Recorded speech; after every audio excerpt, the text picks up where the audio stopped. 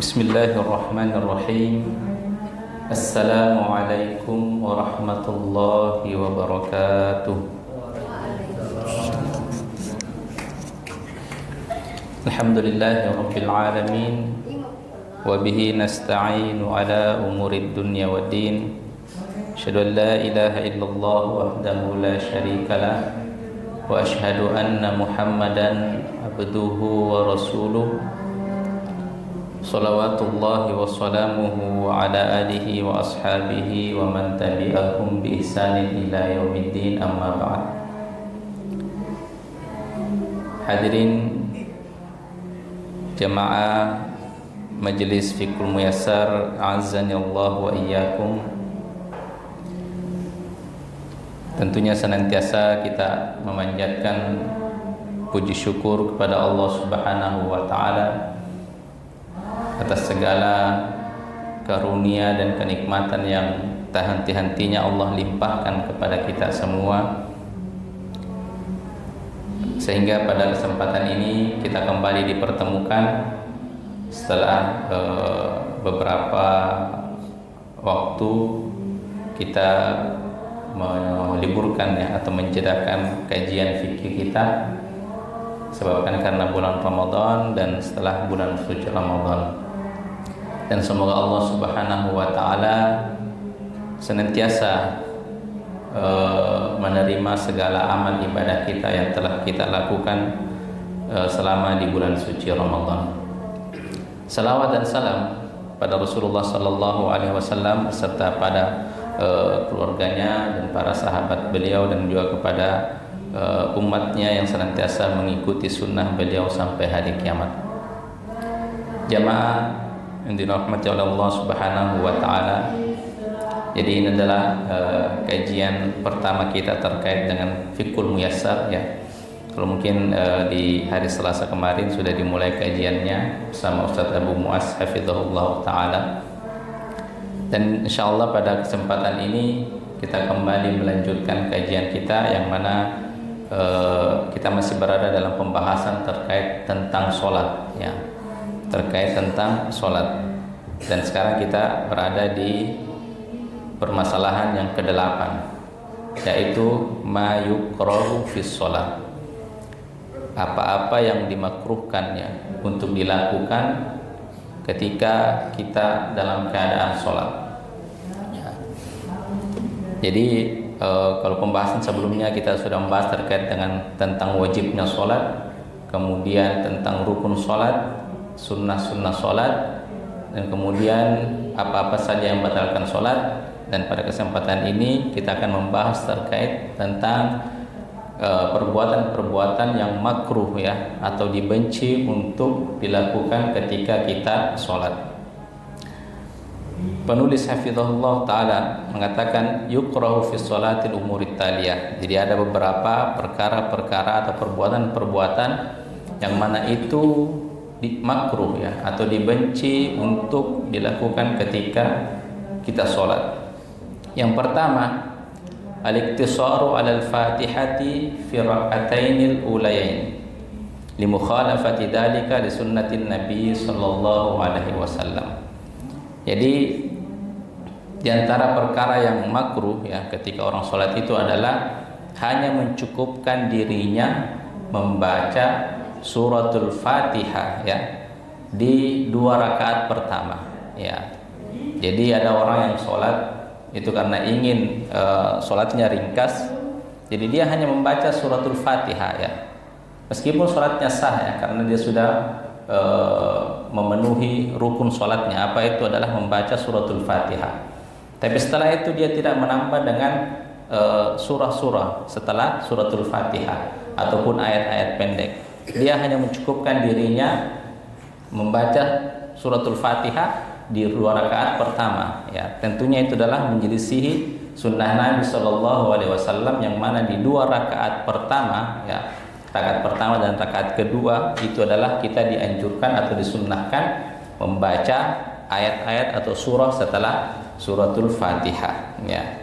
Adapun setelah rakaat ketiga atau rakaat keempat, itu adalah dia disunnahkan untuk membaca suratul Fatihah saja. Meskipun sesekali jamaah ya, sesekali ketika kita sholat duhur ataupun sholat asar di rakaat ketiga dan di rakaat keempat itu kadang pun Nabi SAW menambah surah-surah yang lain setelah membaca suratul Fatihah ya, tapi tidak boleh maksudnya tidak boleh dilakukan terus menerus ya, sesekali ya, sesekali. Jadi yang makruh di sini adalah ketika seseorang hanya mencukupkan membaca suratul Fatihah di rakaat pertama dan di rakaat kedua. Kemudian hal yang dimakruhkan selanjutnya adalah tikrarul Fatihah. Ya, kalau tadi hanya mencukupkan suratul Fatihah saja, tidak menambah surah yang lain atau ayat yang lain. Kemudian adalah ada juga orang yang itu selalu mengulang-ulang suratul Fatihahnya dalam satu rakaat. Ya, ada orang yang kadang seperti itu ya. Itu selalu mengulang-ulang suratul Fatihah. Mungkin karena merasa was-was, ada was-was dalam dirinya. Ada orang biasa itu kalau sholat Bismillah, Bismillah, Alhamdulillah, itu juga kadang seperti itu ya. Nah, itu karena ada dipenuhi rasa was-was dalam dirinya. Ya, itu makruh ya, makruh, dimakruhkan oleh ulama.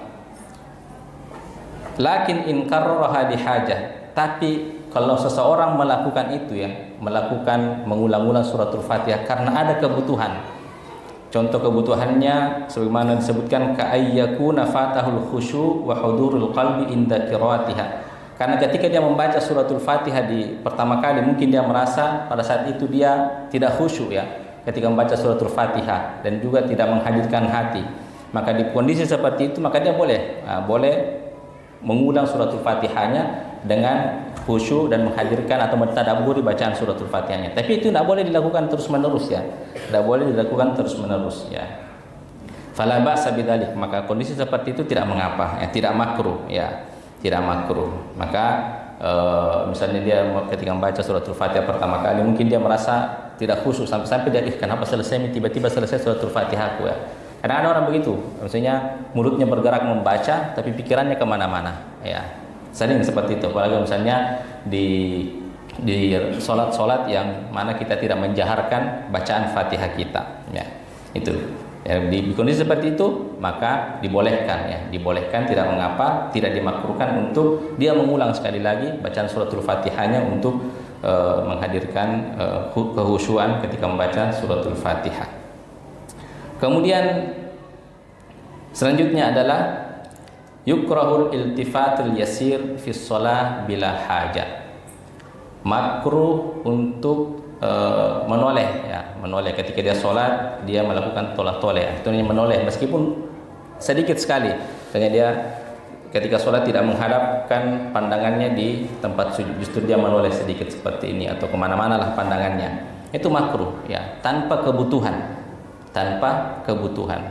Dan tentunya mengapa kita disunnahkan ya, ketika itu kita disunnahkan untuk menghadapkan wajah kita di tempat sujud ya, agar itu bisa menghadirkan kehusyuan. Karena orang yang ketika sholat itu matanya kemana-mana, itu tanda tidak ada kehusyuan dalam hatinya ya, tidak ada kehusyuan dalam hatinya. Makanya dimakruhkan untuk menghindari pikiran kita kemana-mana dengan banyaknya kita melihat kondisi-kondisi atau sekitar-sekitar tempat kita sholat ya. Liqauli sallallahu alaihi wasallam hina su'ila anil iltifati fi shalah huwa ikhtilasu yahtalisuhu syaitanu min salatil abdi. Itu diibaratkan syaitan itu mencuri sesuatu dalam salat kita. Artinya ada yang dicuri setan dengan cepat ya, merampas sesuatu dalam salat kita ketika ada orang yang ketika salat toleh ya. Atau bahkan ada ulama mengatakan itu orang yang salatnya sambil menoleh ke kiri ke kanan ya, atau matanya ke kiri ke kanan, itu ibarat seorang pencuri. Nah, lihat kira orang pencuri itu ketika dia mengawasi sesuatu ya, tidak ada orang, nah, hantam ya, ibaratnya seperti itu. Makanya dimakruhkan ya, seorang ketika sholat itu menoleh ya, toleh ya. Bila hajah, penulis mengatakan bila hajah, tanpa ada kebutuhan. Berarti kalau ada kebutuhan kadang dibolehkan ya. Jadi makruh itu, jadi kita kan membahas permasalahan makruh ya. Jadi dalam hukum fikih, makruh itu sesuatu yang terlarang. Tapi terlarangnya itu tidak sampai dalam hukum haram ya. Tidak sampai dalam hukum haram. Jadi makruh kadang boleh dilakukan bila ada kebutuhan. Ya, makruh boleh dilakukan bila ada kebutuhan. Jadi dalam hukum Islam kita itu kan ada 5. Ada haram, ada wajib, ada sunnah, ada makruh, dan ada mubah. Haram itu apabila dilakukan kita mendapatkan dosa, ya. Apabila kita tinggalkan kita mendapatkan pahala. Tapi haram itu boleh dilakukan dalam keadaan darurat, bukan dalam keadaan butuh, ya. Beda antara butuh dan darurat. Haram itu kadang boleh dilakukan apabila kita dalam keadaan darurat. Contoh misalnya seseorang itu berada di hutan, ya, hutan, dan sampai-sampai dia sudah lapar banget, ya, lapar sekali nih. Nah, kalau dia tidak makan sesuatu dia akan meninggal. Tiba-tiba dia menemukan bangkai. Bangkai itu kan haram, ya. Tapi di kondisi seperti itu dia boleh memakan bangkai itu secukupnya untuk membuat dirinya kuat, untuk menghindari kemudaratan pada dirinya. Di kondisi seperti itu boleh, ya. Itu namanya haram, ya. Jadi haram itu kadang boleh dilakukan dalam keadaan darurat, ya. Wajib, ya. Wajib itu apabila dilaksanakan kita harus dilaksanakan, ya. Mendapatkan pahala. Apabila ditinggalkan kita mendapatkan dosa, ya. Kita mendapatkan dosa. Nah, begitu juga sunnah, ya. Sunnah itu adalah apabila kita tidak mengerjakan tidak masalah, ya. Apabila kita mengerjakannya mendapatkan pahala, tapi bila tidak dikerjakan tidak apa-apa, tidak mendapatkan dosa, ya. Dan sunnah boleh ditinggalkan, itu pun dalam keadaan ada kebutuhan, ya. Tapi ketika kita meninggalkan sesuatu perkara sunnah, kita tetap menghadirkan pada diri kita bahwasanya perkara itu adalah sunnah, ya. Kalau makruh, ya, adapun makruh seperti yang saya jelaskan tadi bahwasanya makruh itu apabila dilakukan tidak masalah, tapi apabila ditinggalkan kita mendapatkan dosa, ya. Maksudnya apabila dilakukan tidak apa-apa, kita tidak mendapatkan dosa meskipun statusnya itu terlarang, ya. Tapi tidak mendapatkan dosa. Tapi apabila ditinggalkan lebih baik lagi, dan itu seseorang itu akan mendapatkan pahala. Dan makruh boleh dilakukan bila ada kebutuhan, ya. Makruh boleh dilakukan bila ada kebutuhan, ya. Jadi kalau zaman ulama kita dahulu itu mereka berusaha melakukan sesuatu kalau mengetahui bahwasanya hukumnya itu adalah sunnah. Bukan apalagi kalau wajib, ya. Yang sunnah saja jika mereka tahu bahwasanya itu sunnah, maka dia akan berusaha dengan sekuat tenaga untuk melaksanakannya. Dan dia akan meninggalkan dengan sekuat tenaga bila tahu bahwasanya itu adalah makruh, ya. Itu ulama kita dahulu. Kalau beda kalau kita sekarang, ya. Kalau kita tanya, Ustaz apa hukumnya, Ustaz? Sunnah. Oh, sunnah Ustaz, ya. Biar tidak dilakukan saja. Tidak apa-apa, ji. Sunnah Ustaz. Apa hukumnya, Ustaz? Makruh. Oh, tidak apa-apa dilakukan, Ustaz. Makruh, ji. Ya, itu kita sekarang, ya. Pada ulama dahulu itu mereka berusaha melakukan sesuatu itu karena itu sunnah, dan mereka berusaha meninggalkan sesuatu itu karena itu adalah makruh, ya. Bahkan secara makna itu pun makruh itu kan artinya yang dilarang, ya, yang dibenci. Makruh itu dalam bahasa Arab itu artinya dibenci. Siapa yang benci? Tentunya Allah dan Rasulnya, ya. Jadi meskipun perkara itu makruh, jadi sebisa mungkin kita untuk tidak melaksanakannya, ya. Sebisa mungkin untuk kita tidak melaksanakannya, ya. Seperti ketika kita dalam keadaan sholat, jadi kita dilarang untuk menoleh, ya, tolah-toleh, bahasa Jawanya tolah-toleh, atau menoleh ke kiri dan ke kanan ketika sholat. Yang disunnahkan adalah pandangan kita menghadap ke sujud. Tapi bila ada kebutuhan, amma idza kana iltifatu li hajatin fala ba'sa bi. Adapun menoleh itu artinya menoleh yang sedikit, ya, menoleh yang sedikit. Kadang-kadang ada orang yang menoleh betul-betul 180 derajat berbalik badannya, itu batal sholatnya karena tidak menghadap ke kiblat, ya. Adapun menoleh, ya, jika ada kebutuhan maka itu tidak mengapa. Kama nihtaja ila ayat fulan yasarihi fi sholati thalathan idza asabahu waswas, ya. Sebagaimana yang diperintahkan ketika ada orang yang ketika sholat dia dipenuhi rasa was-was, ya, karena setan itu kan berusaha sekuat tenaga untuk menghilangkan kehusyuan pada diri kita. Jadi kadang mengingatkan tentang masalah hutang, tentang masalah apa saja dan lain sebagainya untuk menghilangkan kehusyuan. Akhirnya banyak rasa was-was dalam diri kita ketika kita sholat. Dan di posisi seperti itu Nabi menganjurkan untuk kita menghadap ke kiri, menoleh ke kiri, kemudian meludah. At-tufl itu artinya meludah tapi tanpa mengeluarkan ludah, ya. Gerakannya saja seakan-akan dia meludah tapi tanpa mengeluarkan ludah, ya. Nah, itu at-tufl namanya, bahasa Arabnya seperti itu, meludah tapi tanpa mengeluarkan ludah. Dan itu dibolehkan sebagaimana amara bihin Nabi sallallahu alaihi wasallam. Jadi menoleh ke kiri pada saat itu ketika seseorang merasa was-was dalam dirinya, susah khusyuk, karena ada mungkin ya tentunya karena faktor syaitan menghilangkan kehusuan, maka kita diperintahkan, dianjurkan untuk menoleh ke kiri, kemudian melakukan ludah ya, meludah tanpa mengeluarkan ludah. Nah, cuman gerakan ludah saja, itu menghilangkan was-was. Ya. Dan itu karena ada kebutuhan. Ya, jadi menoleh karena ada kebutuhan. Begitu juga wa kaman khafat ala subihi toya. Begitu juga jika ada seorang ibu ya yang membawa anaknya ke masjid ya, tapi karena takut misalnya anaknya hilang, jadi dia sambil sholat sambil memperhatikan gerakan anaknya. Ya, toleh menoleh ya, di mana anaknya pergi ya ke situ juga ya. Jadi itu. Dan juga ini perkara tentang membawa anak ke masjid ya. Ini yang kadang menjadi permasalahan ya, seseorang orang tua membawa anaknya ke masjid. Bila anaknya itu masih bisa dilarang ketika ribut, maka silahkan dibawa ya, artinya untuk edukasi. Tapi ada memang itu orang tua yang anaknya masih umur 3 tahun ya atau 4 tahun yang belum bisa untuk ditegur dan lain sebagainya, tentunya itu mengganggu satu masjid ya. Maka para ulama mengatakan itu dosanya lebih banyak daripada pahalanya yang dia dapatkan. Nah, artinya misalnya pahalanya niatnya bagus ya untuk melatih anaknya, membiasakan anaknya ke masjid ya. Tapi karena anaknya tidak bisa ditegur, tidak mampu ditegur dan tidak mau dilarang, itu sampai-sampai membuat gaduh satu masjid, itu menghilangkan kehusuan, maka dia mendapatkan dosa. Orang tuanya mendapatkan dosa. Ya, karena kan menjaga kehusuan itu wajib. Ya, sedangkan melatih anak itu masih di umur segitu itu kan belum wajib, masih sunnah ya, masih anjuran.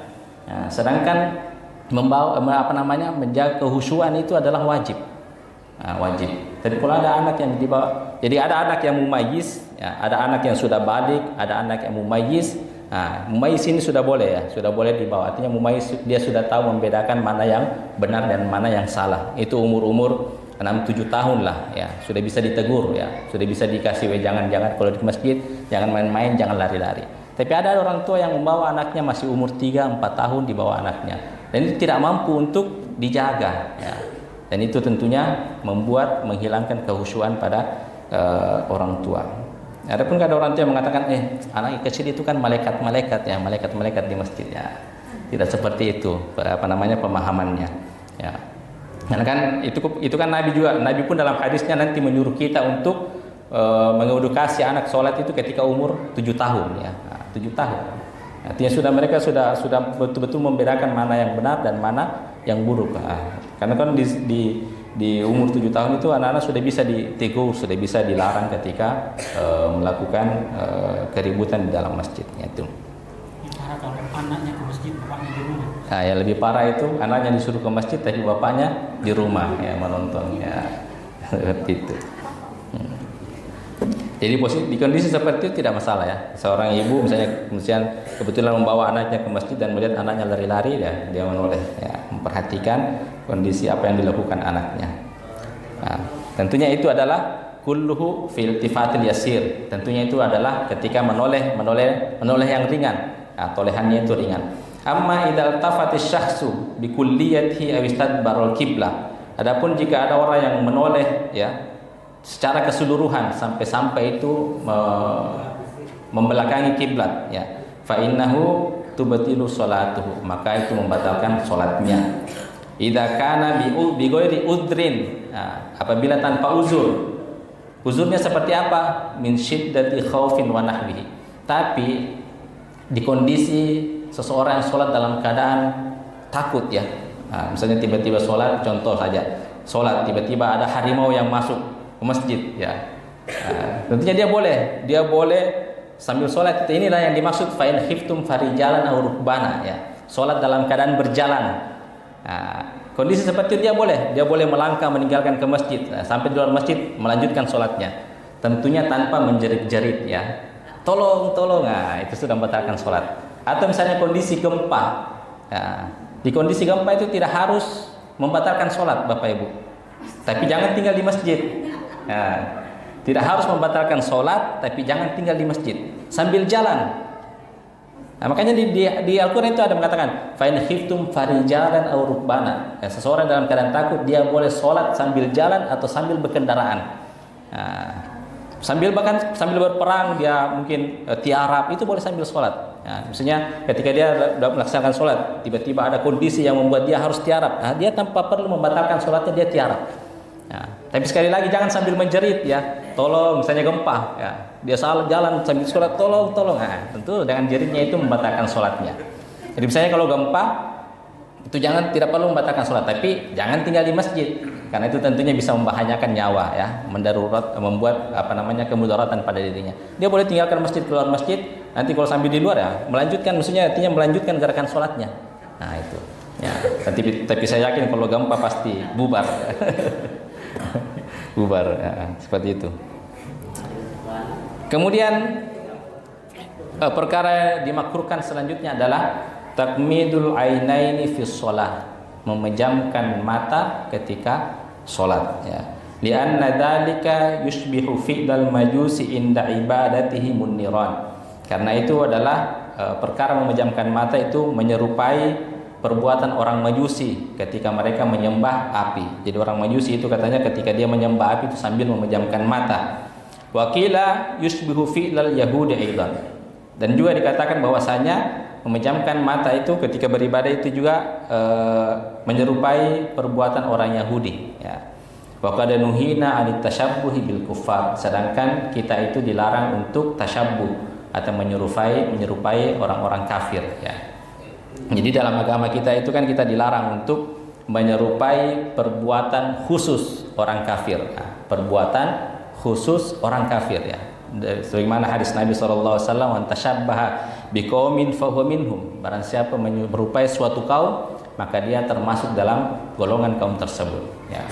Tapi hadis ini jangan dimaknai luas ya. Ada orang memang yang juga terlalu bermudah-mudah sedikit-sedikit tasyabuh bil kufar ya.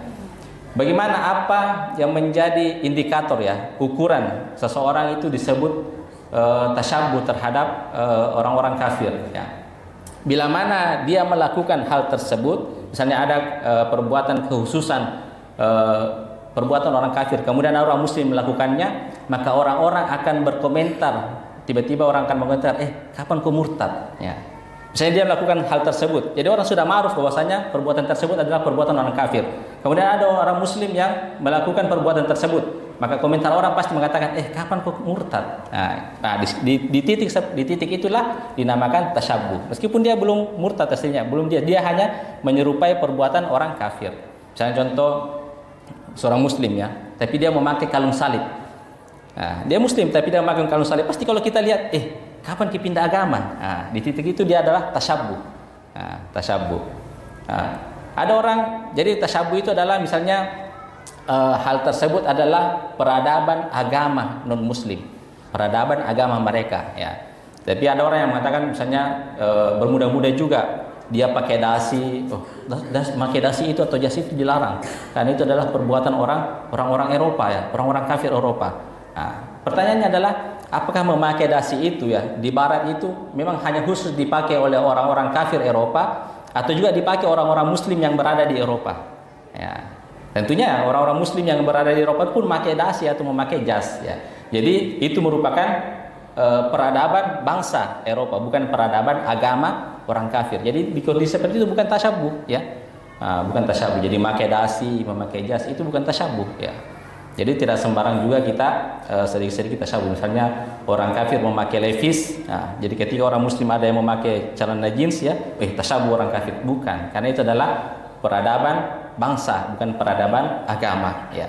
Atau memakai sendok ya, sendok. Kan di zaman orang Islam kan bukan ya. Maksudnya sendok itu yang pertama kali memang mengadakan adalah orang Eropa ya, maksudnya orang kafir Eropa. Tapi kan itu bukan peradaban agama mereka, adalah peradaban bangsa. Ya, sekali lagi tasyabuh itu misalnya kalau kita melakukan hal tersebut pasti orang akan mengira kita sudah pindah agama. Ya, makanya jangan bermudah-mudah juga, dan juga jangan bermudah-mudah melakukan hal yang perbuatan orang kafir, tapi juga jangan bermudah-mudah untuk memvonis bahwasanya itu tasyabuh. Tapi sekarang masya Allah naudzubillah ya, karena terlalu bermudah-mudah dengan alasan toleransi ya, awalnya membolehkan mengucapkan selamat Natal, kemudian itu setelah itu membolehkan ikut-ikutan merayakan Natal ya kan. Sekarang ikut nyanyi-nyanyi ya, itu naudzubillah, itu sudah tasyabuh. Bahkan kalau misalnya disertai dengan keyakinan itu sudah mengeluarkan dari agama ya. Tapi memang lebih baik kita menghindari hal tersebut ya. Misalnya kalau ada orang masuk, orang muslim, memang muslim ya, kemudian dia tiba-tiba masuk ke dalam gereja ikut Natal, pasti kita mengira kapan pindah agama ya, seperti itu ya. Alhamdulillah, itu ukurannya seperti itu, dinamakan tasyabuh. Kemudian dan juga kenapa seperti yang saya katakan tadi, bahwasanya dimakruhkan untuk menutup mata ya, karena tentunya ada yang dia tinggalkan ketika sholat, yaitu apa? Sunnah menghadap memandang ke arah sujud ya, mengarahkan pandangan kita ketika sholat itu di tempat sujud ya. Kemudian selanjutnya adalah iftirashud dira'aini fis sujud ya, meletakkan kedua siku ketika sujud, artinya meletakkan betul-betul membaringkan ya, membaringkan. Jadi dia ketika sujud itu tangannya tidak diangkat. Nah, jadi ada orang sujud itu betul-betul dilentangkan ini sampai siku kedua tangannya. Nah, kenapa terlarang? Dikauli sallallahu alaihi wasallam itadilu fis sujud ya. Lakukanlah pertengahan ketika sujud ya. Wala yubsitu ahadukum dhira'aihi imbisatil qalb, dan janganlah kalian seseorang itu menghamparkan atau meletakkan kedua lengannya seperti halnya perbuatan anjing ya, yang menghamparkan kedua kakinya ketika berbaring ya. Kita lihat anjing itu ya, ketika dia berbaring itu rapat semua kakinya. Nah, jadi kita dilarang, dimakruhkan, dibenci untuk ketika kita sujud itu perbuatan kita seperti perbuatan anjing yang menghamparkan kedua lengannya ya. Itu tidak boleh. Tidak boleh. Jadi di fayam bagi lil musalli ayyujafiya baina dira'aihi wa yarfa'uhuma 'anil ard wa la yushbihu bil hayawan. Jadi ketika sholat hendaklah menjauhkan ya antara kedua lengannya dan mengangkatnya dari lantai, tidak menempel dan juga itu tidak menyerupai hewan ya, yaitu anjing.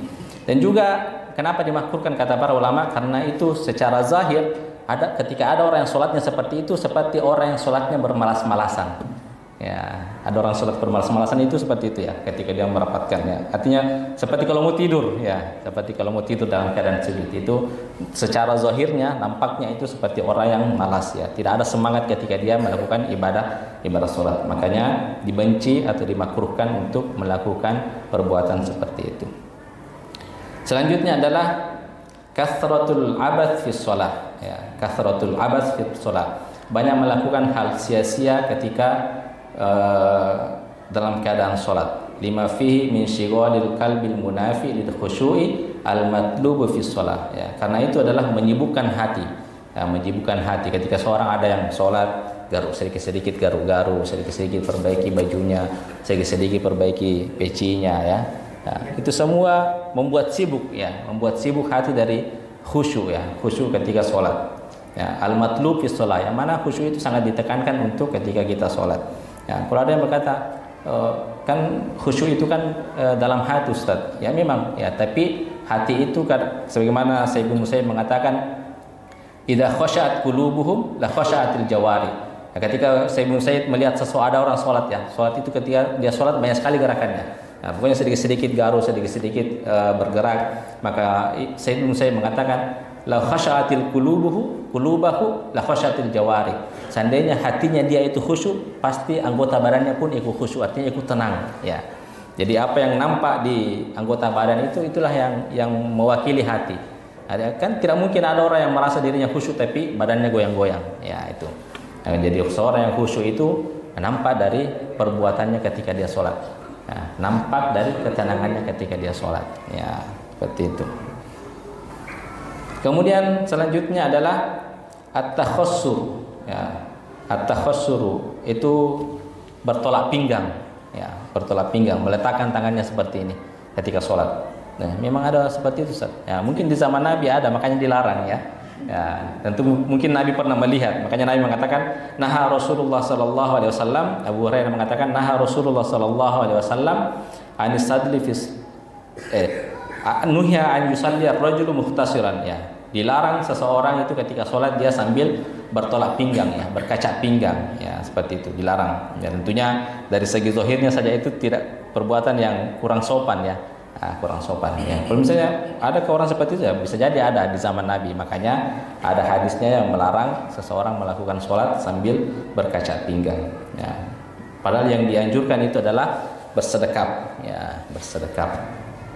Makanya tadi yang sebelumnya adalah banyak melakukan hal sia-sia. Makanya kenapa tangan kita disuruh bersedekap ya, mata kita dianjurkan untuk menghadap ke tempat sujud ya, itu karena untuk menghindari kita melakukan perbuatan yang bisa menghilangkan kehusuan, melakukan banyak perbuatan yang sia-sia. Pokoknya bersedekap, kemudian mata senantiasa menghadap ke tempat sujud ya, seperti itu. Permasalahan selanjutnya adalah as-sadlu wa tagtiyatul fami fi shalah ya. Kemudian yang dimakruhkan adalah as-sadl ya, wa tagtiyatul fami fi shalah. Dan juga as-sadl itu ada beberapa makna daripada kata-kata as-sadl. Ada yang mengatakan was-sadlu ayatruhal musalli thawb ala katifaihi. Jadi ketika sholat dia mengambil kain ya. Kain itu kemudian dia letakkan di punggungnya ya, tapi dijulurkan tanpa kainnya itu disimpan lagi. Kan ketika orang pakai salit ya, pakai seruban, itu serubannya kan ada ujungnya ya, simpan di sini. Tapi dia tidak diselipkan lagi ke sini. Nah, itu dijulurkan ke bawah. Nah, artinya di sini bukan saya cuma menggambarkan seperti itu. Tapi di zaman Nabi orang itu ya, di zaman Nabi itu kan rata-rata pakaian orang-orang di zaman Nabi itu adalah dua, rida dan izar. Rida seperti kalau orang umroh ya. Orang umroh itu kan dua pakaian, dua kain ya. Dua kain. Jadi yang di atas itu namanya rida, yang di bawah itu namanya izar. Ya, izar. Dan di zaman Nabi itu kan rata-rata orang miskin. Dan kain di zaman Nabi itu adalah sesuatu aksesoris yang sangat mahal. Kain di zaman Nabi itu sangat mahal. Makanya rata-rata yang dipunyai sahabat itu adalah satu helai kain, cukup dipakai untuk izar, ya, untuk bagian bawah saja. Nah, dan mungkin itu juga adalah mungkin di zaman itu, di tahun kan Nabi itu lahir 571 Masehi dan meninggal 633 Masehi. Mungkin di zaman itu memang bentuk pakaian orang seperti itu ya. Kalau kita lihat biasanya orang-orang Jawa dulu ya, film-film kerajaan itu ya, pakaian itu kan cuman kelihatan pusatnya ke atas ya, itu bagi laki-laki ya. Nah, tapi kalau di Jawa itu bukan ciri khas orang kaya atau orang miskin.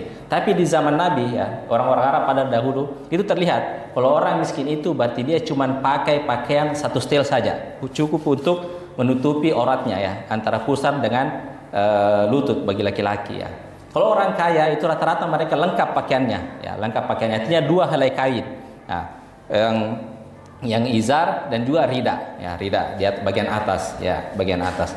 Makanya kalau ada sahabat yang misalnya memaksakan diri ya memakai kain disimpan di pundaknya, tapi itu pun kainnya tidak cukup ya, sampai bisa menutupi satu pakaian. Jadi kata Nabi itu makruh, mending tidak usah. Nah, tidak usah memakai kain ya, misalnya kainnya itu tidak cukup untuk menutupi lagi, ditutupi lagi. Jadi dia cuma hanya kalau ada susah menggambarkannya. Intinya kayak orang pakai sorban ya, sorbannya cuma diletakkan di punggungnya tanpa diselendangkan kembali, dikaitkan kembali lagi ke punggungnya, seperti itu ya, seperti itu. Itu mana as-sadl yang pertama. Wakila irsalu thawbi hatta yusibul ard ya, fayakunu bima'nal isbal. Dan ada juga yang mengatakan bahwasanya makruh ya as-sadl. Makna yang lain as-sadl adalah menjulurkan pakaian sampai ke tanah ya. Terlalu panjang pakaiannya sampai ke tanah, atau yang kita kenal dengan isbal. Ya, isbal. Ya.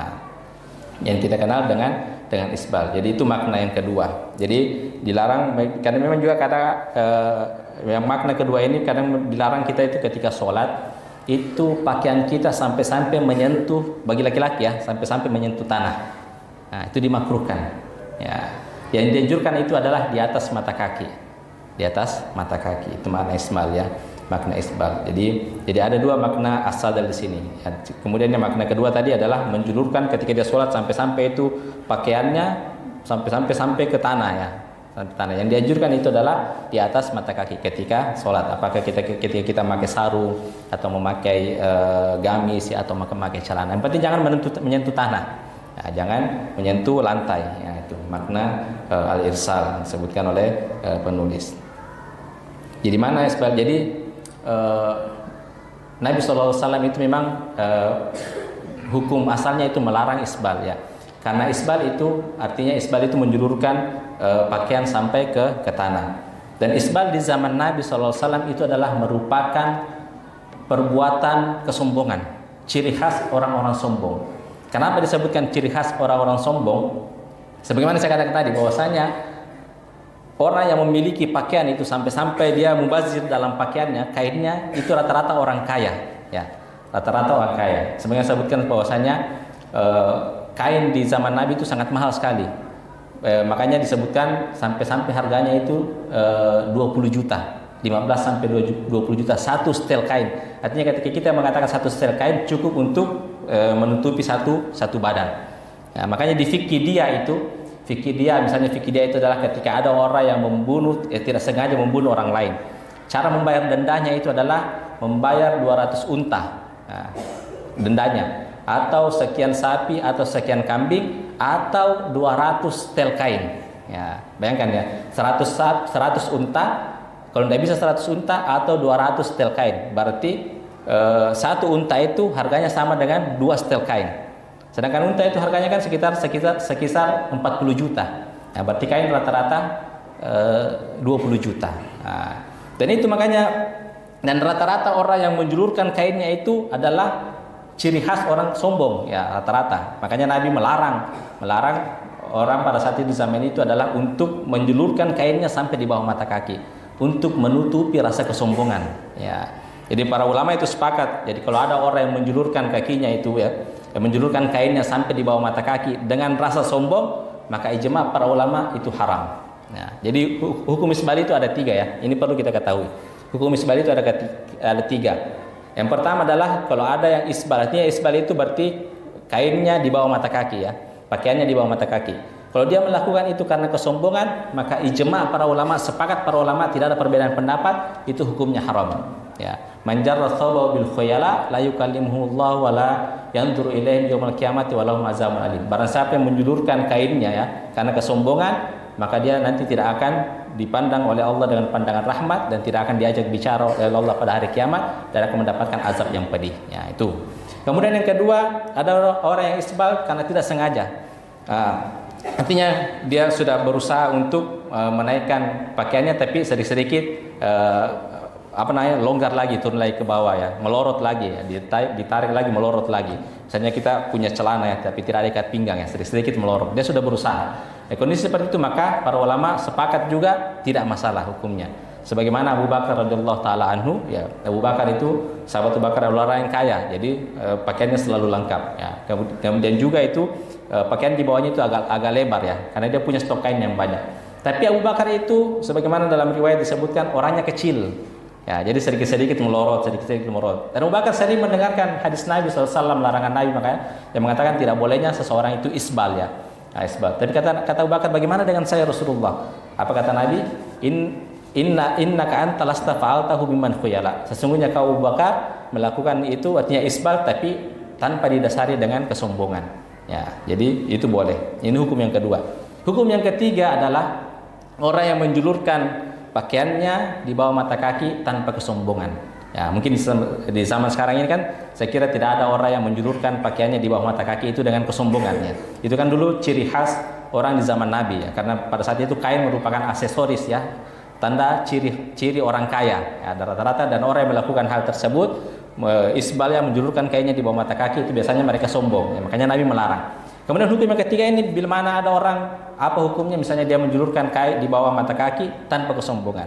Ya, disinilah itu kuat perbedaan para ulama, perbedaan pendapat para ulama. Ada yang mengatakan tetap haram ya, karena memang ada hadis-hadis Nabi yang menyebutkan isbal tanpa kesombongan tetap dilarang. Ada yang mengatakan makruh dan ada yang mengatakan mubah, artinya boleh ya.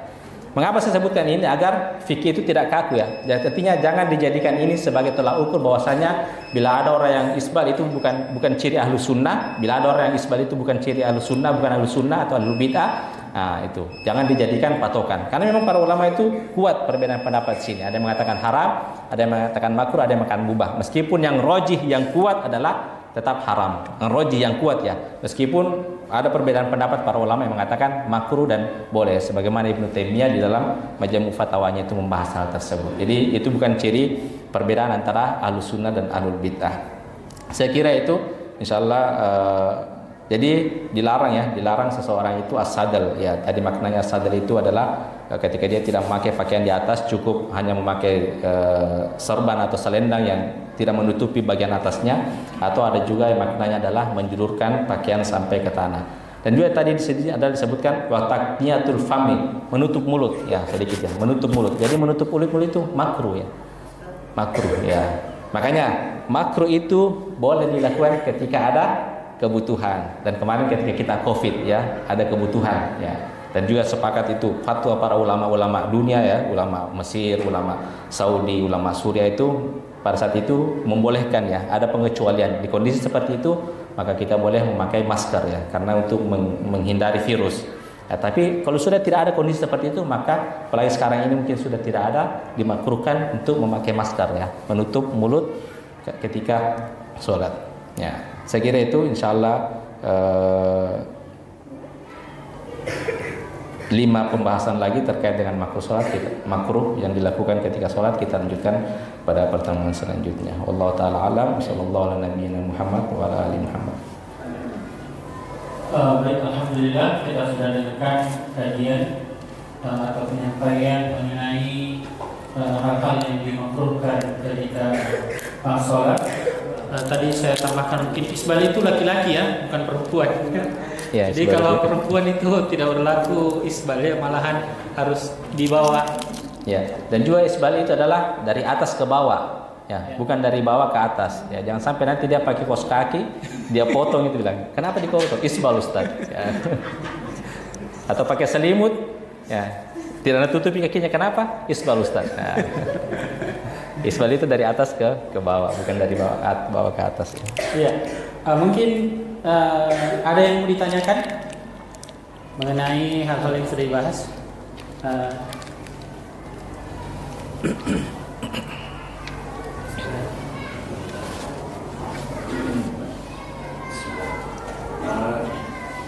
Assalamualaikum warahmatullahi wabarakatuh. Waalaikumsalam. Saya mau tanyakan masalah tasyahud. Ya. Yang sekarang kan ulang tahun itu. Iya. Rayakan ulang tahun. Apakah ini termasuk apa tasyahud juga? Iya. Apakah ulang tahun itu masuk dalam perkara tasyabuh? Nah, jadi ini perlu penelitian empiris ya. Apakah ulang tahun itu dia termasuk peradaban agama non muslim atau bukan? Ya, kalau ada yang bisa menyatakan 100% bahwasanya ulang tahun itu merupakan peradaban agama orang muslim non muslim, maka di titik itu kita mengatakan tasyabuh. Ya, tasyabuh. Ya, kalau ada yang betul-betul bisa dia sudah melakukan riset ya, dan memang ini ulang tahun itu adalah tiup lilin dan lain sebagainya, itu adalah perbuatan memang khususan ciri khas orang-orang non muslim, maka kalau kita melakukan ulang tahun maka kita tasyabuh ya, minimal kalau bukan tasyabuh makruh lah. Nah, untuk apa merayakan ulang tahun ya, bahwa padahal itu kan umur kita semakin berkurang, kenapa dirayakan ya, Allah taala alam. Ya, ada lagi satu lagi mungkin.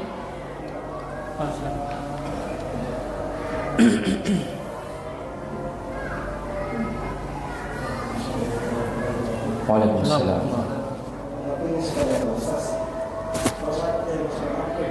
Masalah Makruh. ya makruh.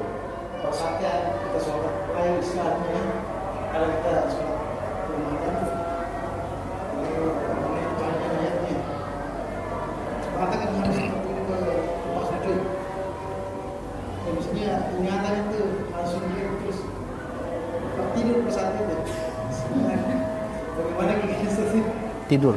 Tertidur. Iya. Ya.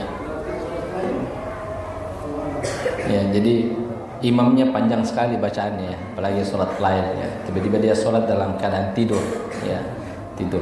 Itu berarti merem ya. Merem bukan berarti ya, karena ada orang merem tapi tidak tidur ya.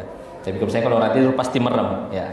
Jadi seperti itu kalau misalnya kan saya kira kalau orang tidur sambil berdiri itu dia tidurnya bukan tidur sakil, bukan tidur yang berat. Kemarin kita sudah membahas ada tidur yang yasir ya, artinya tidur yang ringan.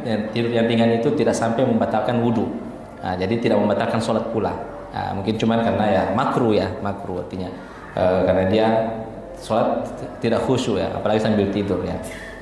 Saya kira tidak ada orang yang ketika sholat sambil berdiri ya, maksudnya tidur sambil berdiri itu tidurnya dalam keadaan tidur berat ya, kecuali kalau dia sudah betul-betul jatuh ya, itu sudah tidur berat ya. Kalau misalnya dia tidur masih kalau sudah tidur berat sampai jatuh itu sudah membatalkan sholatnya. Allah Ta'ala alam. Cukup Pak. Insya Allah nanti setelah selesai pembahasan sholat, insya Allah kalau bisa kita praktek sholat Ustaz. Ya, insya Allah. Karena terkadang melihat itu lebih mudah daripada mendengar ya. Jadi misalnya tadi bagaimana posisi tangan itu ketika sujud, oh ya ternyata yang begini harus diangkat. Nah, ada juga orang sholat berjamaah tidak nanti di sebelah kanan kirinya, nah pasti begini. Iya. Wah ini juga ini masalah juga ini.